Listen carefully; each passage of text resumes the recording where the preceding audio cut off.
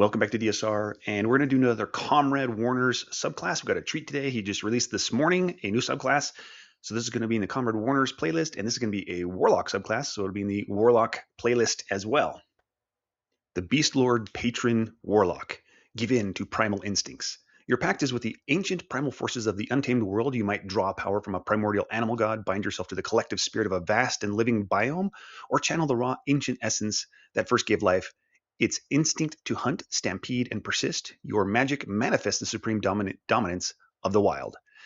And I think the art sells this really, really well. And if you didn't know, like I didn't know, I mean, I recognize this as an Asian culture art. However, that's kind of naive, so it's about as far as my knowledge went. So the Conrad Warners and asked specifically, and he said that this is Korean style art.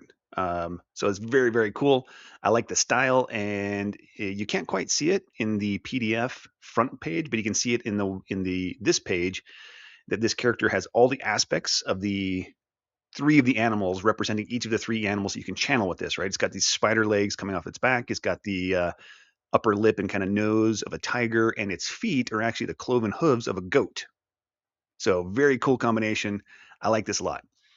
Level 3, Bestial Transformation. You can tap into the physical might of a primal aspect at the end of a long rest, or whenever you use your magical cunning feature, you choose a single primal aspect to embody. Prey, pest, or predator.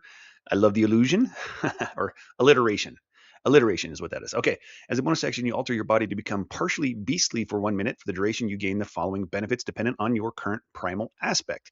And I love that he had the foresight to have this change, to be able to switch this when you take magical cunning. So you're not stuck all day. So if you believe that at the beginning of the day, this one's going to work for the situations I think we're going to encounter this day, and then you get into a situation where clearly you need another one, you're not stuck for the rest of the day. You can use your magical cunning and swap it, which I love. All right, so your first option is Prey. Your form shifts with swift, powerful grace. You might grow the long legs of an antelope, the thick, muscled frame of a bison, or the sinewy build of a horse. You gain a bonus to strength checks and strength saving throws equal to your charisma modifier minimum of +1. Your speed increases by 10. When you take the dash action, opportunity attacks have disadvantage against you until the start of your next turn.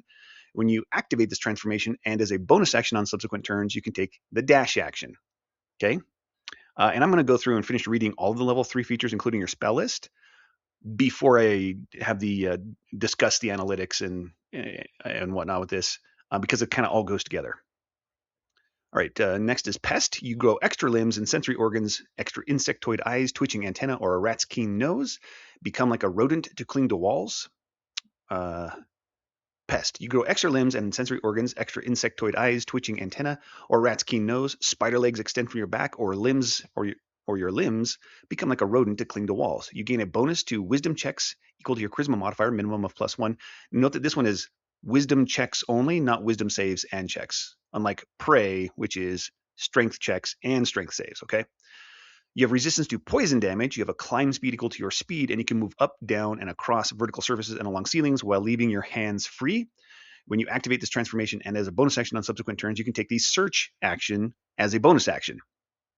And note that, yes, it's not just a climb speed. You get spider climb specifically, which is the same feature you get from like the spider climb spell, but you don't have to cast it. There's no concentration. It's also the same spider climb you get from being a Dampier species or using the slippers of spider climbing magic item, right? So that's pretty cool. And then finally, Predator, you take on the traits of an ambush hunter, fangs, claws, a bristly mane, or the cold patience of crocodile's eyes. You gain a bonus to dexterity checks and dexterity saving throws, equal to your charisma modifier, minimum of +1. While you're in an area that is lightly obscured, you can take the hide action even if you're being directly observed. When you activate this transformation and as a bonus action on subsequent turns, you can take the hide or disengage action. You can use this transformation a number of times equal to your charisma modifier, minimum of once, and you regain all expended uses when you finish a long rest. And I think he nailed an important design aspect for Warlocks there as well, which is Warlocks have so few packed spell slots that they really need separate uses of any new features they're going to have, right? It would be a big mistake to say you expend packed spell slots to do this, right? Now, full casters, I'm okay with that because full casters have way more spell slots, oftentimes having more spell slots they can use in a day for many adventuring days, certainly at higher levels, like by tier 3, tier 4, that's for sure. So having this be a separate resource is an important thing that Warlocks need. Then let's look at their spell list. So the Beastlord spells, the magic of your patron ensures you always have certain spells ready. When you reach a warlock level specified in the Beastlord spells table, you thereafter always have the listed spell prepared. You gain all spells in the primal column. The spells you gain from the prey, pest, and predator columns are determined by your current primal aspect. So this is like the genie warlock, right? Where you have one column that's one spell per level that all forms get, and then the other three columns, you only get the spells from that column for your current aspect. Unlike the genie warlock, they can't switch what their choice is for their element type or their genie type after creation. Whereas with this one, you can switch on a long rest or with magical cunning. So I will put the spell ratings up on the screen, and you see you've got an interesting variety of spells. Conjure Animals is a big standout there. That is a great blaster spell, and has the side benefit of helping you in combat.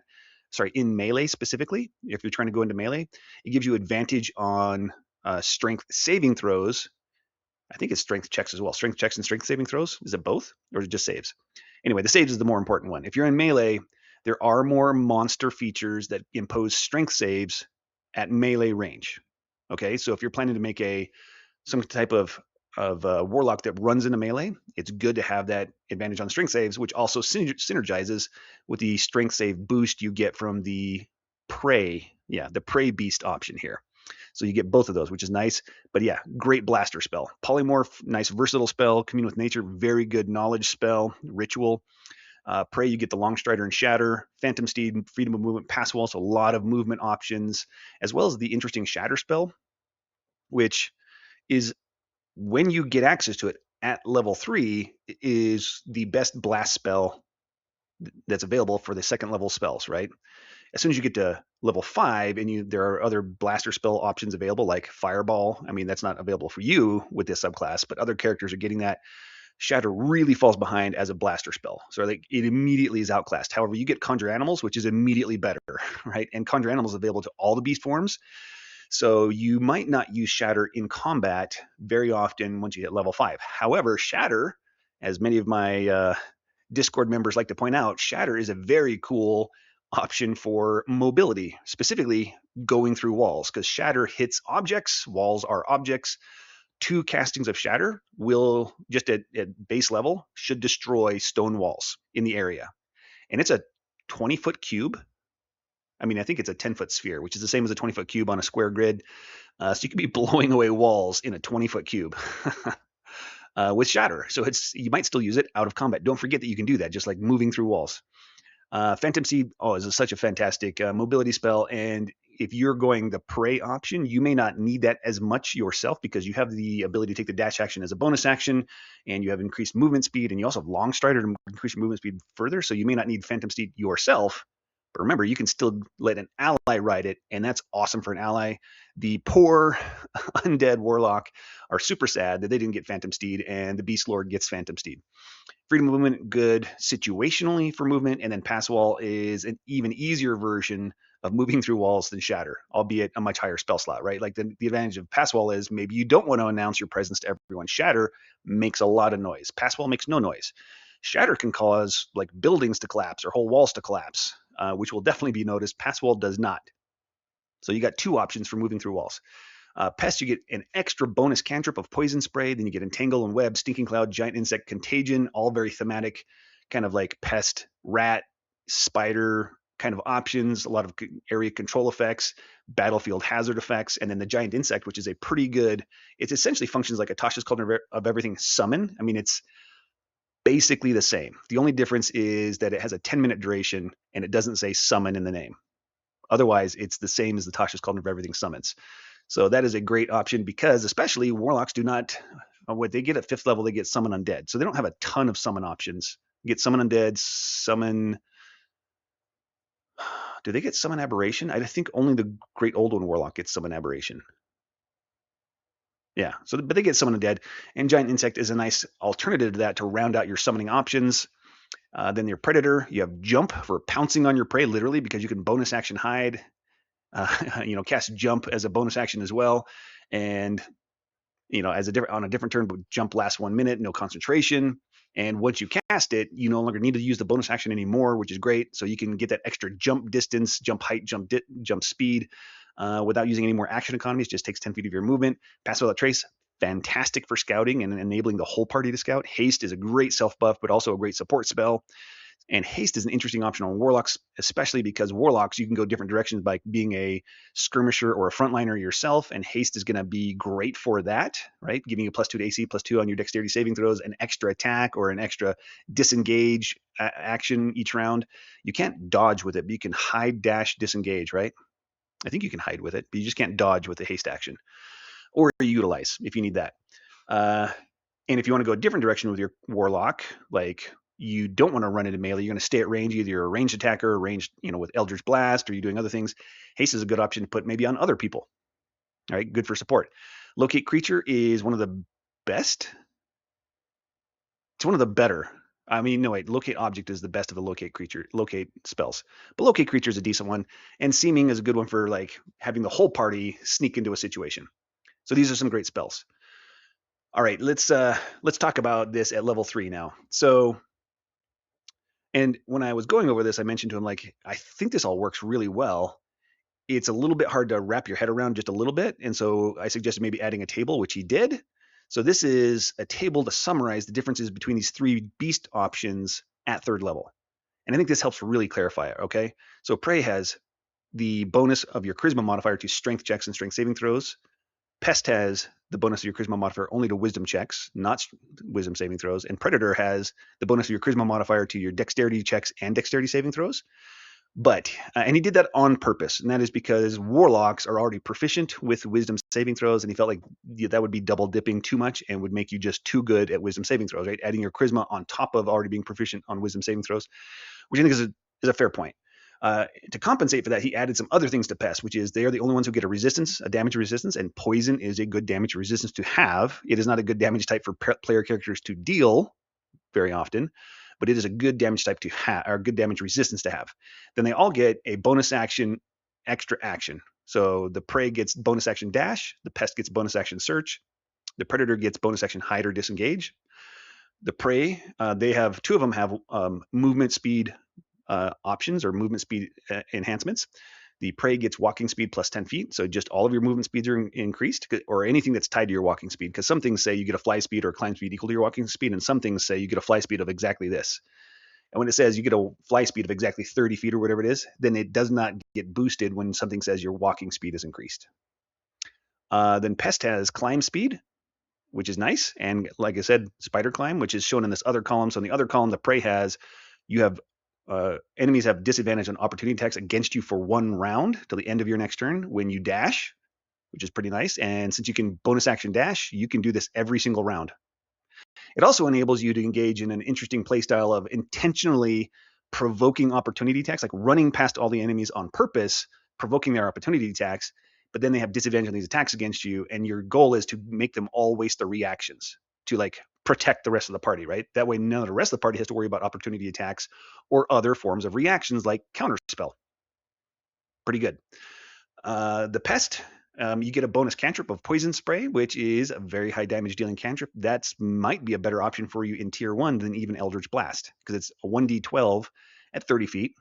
Eldritch Blast is 1d10 at 120 feet, so there's trade-offs there. It's more damage. And you can put Agonizing Blast now on Poison Spray.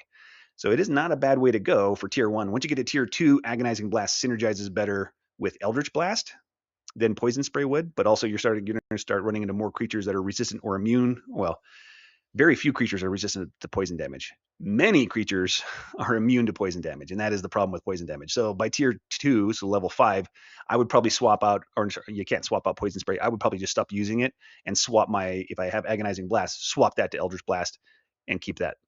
And like I said, you also get Spider Climb, which makes the Pest version, combining your ability to climb walls, Spider Climb, and then having the bonus to Wisdom checks and the ability to do a bonus action search. You're an excellent scout now. Like, you just need a way to deal with traps and locked doors, which you can get from your background, and you're a great scout. The Predator option, meanwhile, has Hide while lightly obscured, which increases the options which they can hide.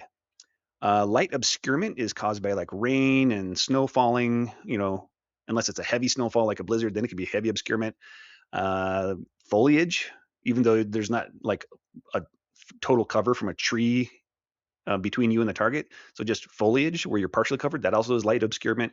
So there's a lot of options for light obscurement that would enable you to hide without having to meet the other qualifications. You could still be in line of sight, but just lightly obscured and take the hide action, which allows you to be like a predator, pounce out from being hidden, get advantage on your first attack, or enter combat while hidden, which is even better because then you have advantage on the initiative check. And if the whole party has is unseen, then the enemies actually have disadvantage on their initiative check, but the whole party would have to be unseen. So, and then they can disengage, right? Which makes the predator a really good skirmisher, which is how a lot of predators function, right? Not a lot of predators just stand and fight. I mean, there's the male lion who will stand and fight, but only if there's like a threat to the pride, right? The lionesses are the ones who do all the hunting, and they do skirmisher tactics: pounce, attack, try to take it down, and if anything puts up a fight, get away, right? Because you're hunting, you're not, you don't need to defeat this thing. You just need the easiest meal you can possibly get.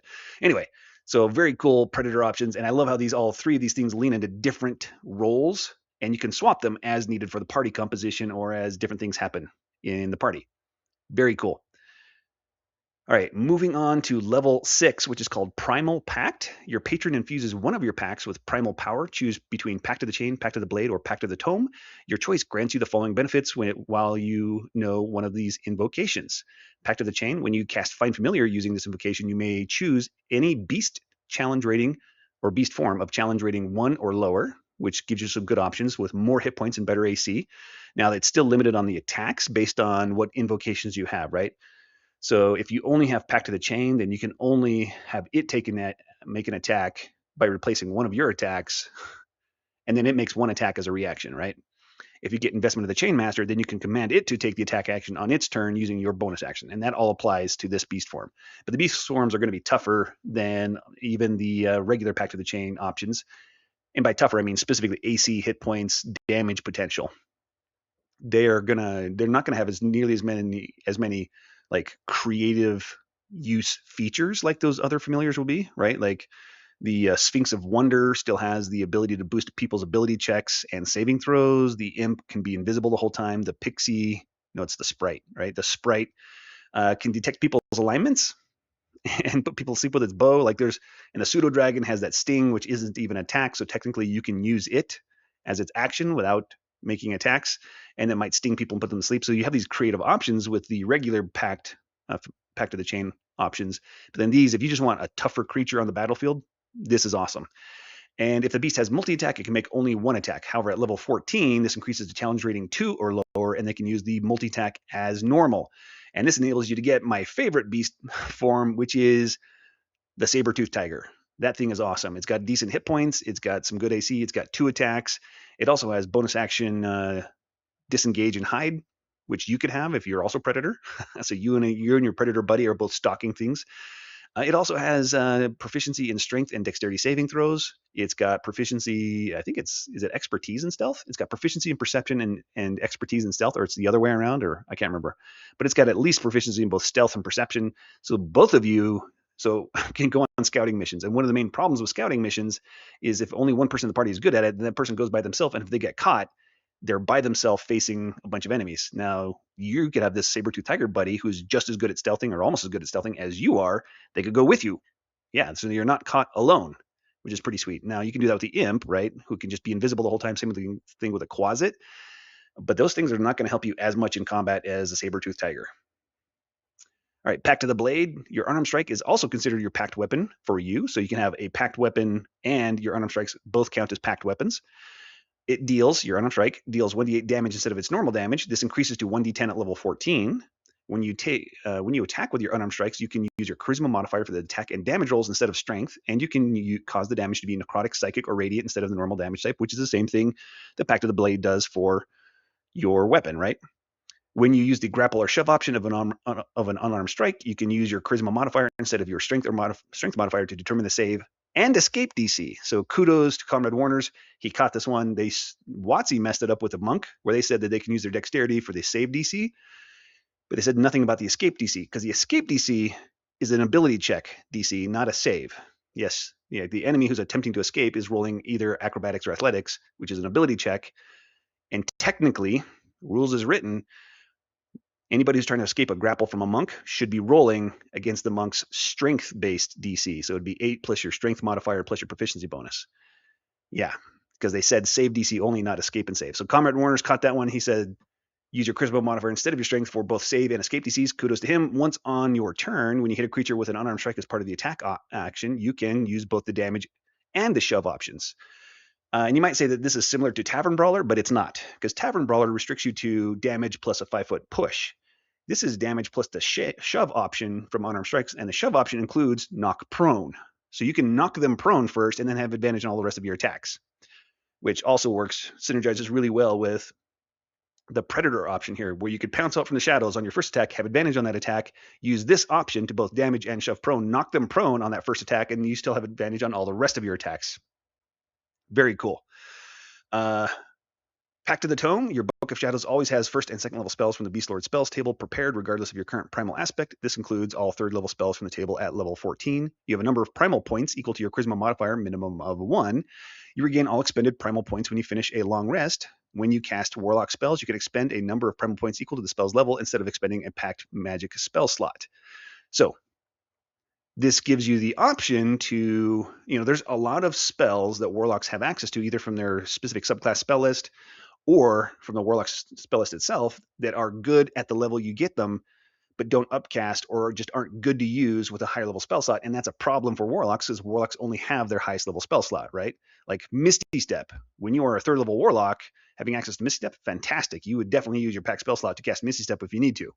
But when you're 9th level and it's a 5th level spell slot, it kind of hurts to cast Misty Step with a 5th level spell slot, because Misty Step does not upcast in any way. So that's an example. I mean, I think the shield on the old Hexblade is an even better example of that. Getting shield access at such a low level is great, and you would definitely use a pack spell slot to cast shield. But once you're level 9 and it's a 5th level spell slot and you only have 2 of them, do you really want to burn that 5th level spell slot for a shield? That one hurts. So this gives you an option to continue to use those lower level spells that don't upcast well without burning your big pack spell slots, right? Like Longstrider. Maybe you don't want to cast Longstrider with a pack spell slot. You can cast it with a single primal point. There you go, right? Same thing with Shatter or Entangle or Web or Pass Without Trace. So I love that that option is in there. And it's basically the same thing as like the Aberrant Sorcerer using spell points to cast their psionic spells from their Aberrant spell list with sorcery points instead of spell slots.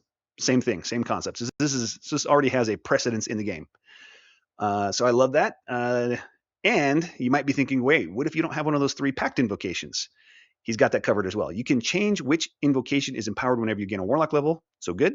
Alternatively, you can choose to gain an additional Lessons of the First One's invocation instead of enhancing one of the listed invocations.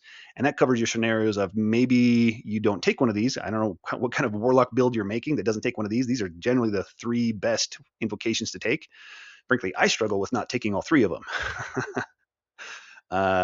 I don't know. Unless you're Pact of the Blade is kind of heavy. You have to kind of take a bunch of things, a bunch of those invocations to make Pact of the Blade work. But the other ones are not very heavy. It's pretty good to take Pact of the Chain and Pact of the Tome. Anyway, if you are doing some sort of interesting, different Warlock build and you have none of those, then you can just get an extra Lessons of the First Ones. But if later you pick up one of these Pact invocations, then you can swap this at the same time when you level up and then enhance one of these Pact invocations instead of being stuck with Lessons of the First Ones if you don't want it anymore. Level 10, Beast Hide. Your connection to the primal world becomes an unbreakable defense. When you take damage while you aren't wearing heavy armor, any bludgeoning, piercing, or slashing damage you take is reduced by an amount equal to your charisma modifier. So you get damage reduction. And note that this has nothing to do with your transformation. You don't have to be transformed to have this damage reduction. You just have this damage reduction all the time, which is awesome. And it's a moderate amount, but you might think like, oh, only 4 or 5 points of damage reduction doesn't feel like a lot. When you talk about getting hit a bunch of times, that stacks up and it's pretty good. And it specifically doesn't synergize with heavy armor mastery feat because you can't use this while wearing heavy armor. So I like that he excluded that. Not that you would see very many Warlocks wearing heavy armor, but a Paladin Warlock, multi-class could conceivably get both of those. But you're just not going to be able to synergize those, right? You're going to have to be either with medium armor to use this one, or if you want to go heavy armor, then take the heavy armor master. I don't know. I think it was important that he didn't allow those to stack, so this is the right call, in my opinion. And then finally, level 14, Chimeric Amalgamation, which is a fun word to say. When you use your bonus action to activate your bestial transformation, your form becomes a fluid amalgam of aspects whose wounds close almost as soon as they open. For 10 minutes, you gain the bestial transformation benefits from prey, pest, and predator, so you're all three at the same time, and you can cast the regenerate spell on yourself as part of the same bonus action without expending a spell slot, without preparing the spell, and without spell components. So at that point, like nobody can counterspell that. Technically, they could dispel magic on that regenerate, but that's the only thing they could do about it, right? So you're just regenerating yourself, which is kind of this idea of leaning into you're a beast and you just have enhanced metabolism, enhanced toughness, and you start regenerating, which is very cool. Remember that regenerate does have, what is it? Like 18 to 20 points of healing that you get when you cast it, and then it's 1 hit point at the beginning of every turn after that. So you'll get a little bit of healing right away when you cast it. It's going to be kind of small compared to your entire hit point pool at level 14, but in the middle of combat, that might be nice. But that 1 point regeneration is going to be better than you think, right? If you get dropped to 0 hit points, you regain that 1 hit point at the start of your next turn. So if you're at 0 hit points and start your turn with 0 hit points, you immediately regain 1 hit point at the start of your turn. You can take your whole turn. You're back. Hopefully you've got like potions you can drink as a bonus action or some kind of heal spell, because you don't want to be running around with 1 hit point for the whole round, because you're going to get downed again pretty easily. But it'll keep happening, right? You have self yo-yo healed yourself, right? On top of that, it lasts 10 minutes. Did I finish covering that? I don't know if I finished. Oh no, without spell components. Okay, if you do so, the spell's duration lasts for the duration of the transformation for that casting. So there you go. Regenerate lasts 10 minutes in this case instead of, what is it? I think an hour normally. Is it longer? I can't remember the normal duration of regenerate, but it's an hour or more.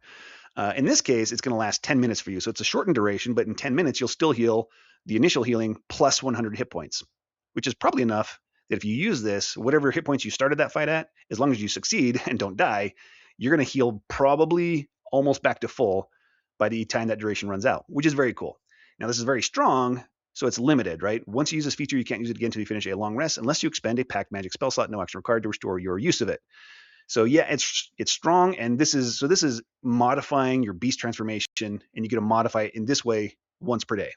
But this is a cool capstone feature, and yes, you should have a way to use it more often. So I love that he said that he made it so that you could expend a pack magic spell slot, no action required to restore your use of it. And yes, this thing's powerful enough, and you're high enough level that I think it justifies and is reasonable that you might spend a pack magic spell slot to do this again. And maybe you won't. Really depends on the situation, which is the right power balance. If this was so good that it was always better than any spell you could cast with pack magic, then it would be too good. And if this were so weak that it was never worth expending a pack magic spell slot, then it would also not be good. That would be bad design. So he's balanced it just right, I think, where, yeah, in many situations, I might expend that pack magic spell slot to do this again. But I wouldn't always just do that. I wouldn't just do that for the fun of it, right? There are definitely some fifth level spells that you have access to that would be better than this given certain situations. Now, the other thing that really helps this as well is the fact that at level 14, you have 3 pack magic spell slots, plus you have magical cunning that will allow you to restore 2 of those. I think it's rounded up for magical cunning, right? So you can restore 2 of those as well, and you get 3 of those 3 pack magic spell slots per short rest.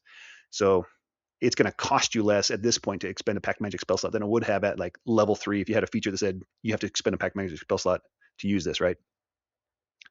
So I think he nailed it. I love this thing. I would be excited to play it. I don't know when I'm going to be a player next. I'm firing up a 4th campaign here soon, and then I'm going to get some one-shots. So I don't know when I'll be a player, but I would love to play this one. All right, let's rank this thing. I'm going to give it an A overall. I think it's super solid, and an A for a level 3 dip. Getting the access to those beast transformations right at level 3. All of those have good features that you would add to any other build, right? I think this is going to be going into the roles. This is going to be a C for tanking, as in, and I should say it adds a C's worth of tanking functionality to your build. It isn't AC, right? So that would be on top of whatever you have as a Warlock base class, plus anything else from your build, species, feats, plus any multi-classing. This is adding a C's worth of tanking functionality to your build. Mainly, it's dealing damage, which increases your threat. It also is causes the disadvantage on opportunity attacks against the tank, which is subtly different than a skirmisher. Skirmishers prefer to have the ability to have movement with no opportunity attacks, like taking the disengage action as a bonus action, or just having a feature that says you don't provoke opportunity attacks, or some sort of special movement feature that you don't provoke opportunity attacks when you move. The tank doesn't want that version. The tank, if they're going to do something like that, wants the version where they have disadvantage on opportunity attacks, so they can run by provoking opportunity attacks on purpose. They have a hard time hitting you, and you just cause them to all waste their reactions. All right. So C, and they've got that ability to do that here too. So C's worth of tanking, A's worth of frontlining, skirmishing, good stuff. B for ranged functionality. B for blaster. Most of the blaster functionality is coming from shatter and then conjure animals. And then A for control, lots of control effects, lots of control spells. B for support, A for scouting, D for face. Again, that's adding a D's worth of face functionality to your build, not you are a D at the face roll, right? You're still a warlock. You still have access, which is charisma is your primary ability score. You still have access to a lot of the face ability skill or skill proficiencies. So this is adding to what you already are as a warlock. B for self buff, B for survival, C for knowledge, A for mobility. Lots of different options. And I'll remind you that even though this gets ratings, a lot of high ratings in a lot of categories, that doesn't mean specifically with a warlock that you're all of those things at the same time. It's that you can be any of those things depending on how you make your choices, right? Warlocks are unique in that they have lots of ratings kind of spread across the board. It's just you can't have them all at the same time. You have to make these choices, these trade-offs, like choosing your beast form really affects which of these things you're doing, as does which of the pacts, the pact invocations that you're leaning into, right? Those choices influence these ratings a lot. This is just your potential at any one of them, depending on your choices. You can see that Comrade Warner's done a great job of having everything come in right at the ideal point, which is an A. There's a couple at the level 3 that are a little bit different for dipping. But overall, everything's an A, which is ideal in my opinion. S is not the goal you're shooting for. A is. S is an overshoot. B is an undershoot. So the Beastlord is a great addition. And if we sort this by class, then you can see how the Beastlord Warlock compares to everything else. And we've got quite a number of Warlocks. So a lot of these Warlocks, many Warlocks coming in as an A. It's really just a few here from Grim Hollow Player's Guide, Griffin Saddlebag, and Cthulhu by Torchlight. They didn't make the A cut. They're all C's or B's, but most of these are A's. So you have a lot of good choices for Warlocks. And just in case you weren't aware, if you scroll to the right in this tab, you can have the link directly to the video for the thing you're looking at. That way you don't have to like go to YouTube, hunt through my hundreds and hundreds of videos and playlists of different things trying to find what you're looking for. You can just click this link right there. It'll take you right to YouTube, to the video you wanted to see for this particular piece of content. And I've done that for everything: subclasses, classes, the book playlists, the feats, the spells, the species, not the backgrounds. Not yet, anyway. And then he's got some designer notes, and I love that he does this. I wish everybody who created a subclass, at least, or a class as well, gave designer notes and talked about why you're creating this, what you were trying to achieve, why you made certain decisions. It really helps to understand the class and to appreciate it more. WotC started doing this a little bit, and I frankly just wish they would do more of it. And I wish they would print their design notes into the final product book as well. I like the design notes that much. It's worth printed space to me. All right, so designer notes. Warlock is my favorite class, and what I love most is how customizable it is. Between your patron, your invocations, and your spell choices, no two Warlocks feel the same. That flexibility is the class's greatest strength, but it also makes subclass design tricky. Most of Warlock subclasses try to stay simple because the base class already asks a lot of the player. With the Beastlord, I decided to double down. If you are already playing a Warlock, you are probably ready for a few extra choices anyway, which I'd agree with. The animal kingdom is incredibly diverse. From the sprinting antelope to the skittering spider to the stalking lion, nature offers endless survival strategies, and that felt like a perfect theme for a customizable subclass. You pick an aspect at level 3 and a pact to empower at level 6, and once those choices are made, the playstyle becomes much simpler than it looks, with the freedom to change these often for more experienced players. Invocations are one of my favorite mechanics, yet they are underused in subclass design. Primal Pact lets you enhance one of your existing pact invocations, each one opening up a different way to play. Beast Hide at level 10 gives you flat damage reduction, simple and effective, keeping you in the fight longer, and the Capstone, Chimeric Amalgamation, lets you become all 3 aspects at once, which felt like a natural capstone to end it. This subclass is for Warlock fans who really enjoy creating new playstyles and experiment with builds. It is a little more complex than average, but I think that is exactly what some Warlock players are looking for. Fantastic. And by the way, I agree that this is more complex than, say, the average Warlock subclass. However, that complexity occurs at character build time, not at live play at the table time. which is the ideal place to put complexity, in my opinion, right? Because you do not want players having to deal with more complex decisions in the middle of a combat, in the middle of a role-playing situation, in the middle of some sort of encounter, right? If you're going to add complexity, move that complexity to when they are building their character in the first place or leveling up, right? That's when it's a little easier, not a little, it is a lot easier to deal with complexity at that point than it is in the middle of live play. So I think he made all the right decisions on this one. And as I reviewed it, I had a few thoughts on like little cool ribbony type things he could have added to it that would have been flavorful and fun. Like the pest could have gotten the web walker feature from like spider stat blocks in the monster manual, right? They have this web walker feature where it says that they're immune to webs and they can walk through webs unhindered and they have no chance of getting stuck, things like that. And I mentioned that, and a few others to him. And he's like, yeah, I thought about those ideas. I think they're great ideas.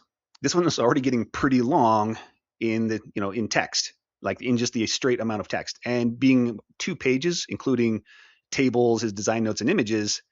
Yeah, this is one of his longer ones. Now, that's still shorter than most people's, but I love that he's thinking about how to keep things concise and simple as possible to make it as accessible to people as possible, which is so important. I think a lot of people, especially third parties, content creators for D&D content, I think they forget that. I think they just go wild with like, yeah, let's add all kinds of like several pages of new options to choose from and this and that. And they go wild with this stuff. And a lot of times it's either it ends up being way too powerful or not powerful enough. And in both cases, you have a mountain of text to read through. So as much as I thought those ribbons were cool ideas that I suggested, and it hurts my soul to not have them, frankly, I agree with them, right? Adding another page to this of all these little ribbony things would have been the wrong call. So I think he nailed it. This turned out just excellently. And I wanted to end up with just the call out to the artist who did great work on that art piece here, Dibyoshree Sarkar. Probably didn't say that right, but I tried. And I'll make sure there's a link to that artist's portfolio or website, whatever that links to, in the video description as well, if you want to contact them and maybe commission some art from them for your work as well.